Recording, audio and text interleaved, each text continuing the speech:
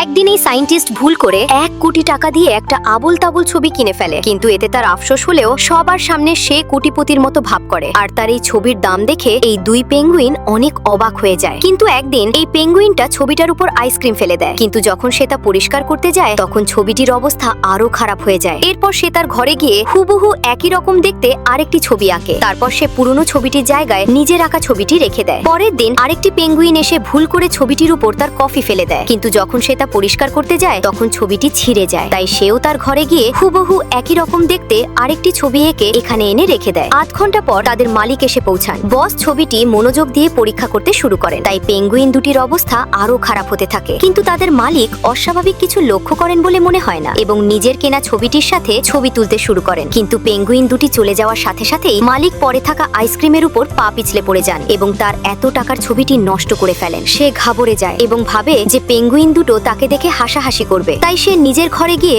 আগেরটার মতো দেখতে হুবহু আরেকটি ছবি তৈরি করে এবং পুরনোটা সরিয়ে দেয় যাতে কেউ কিছু খেয়াল না করে। কিন্তু তার লুকোনো সত্যটা এই লাল রোবটটি দেখে ফেলেছিল। পরে কি হবে তা দেখতে কমেন্ট করো।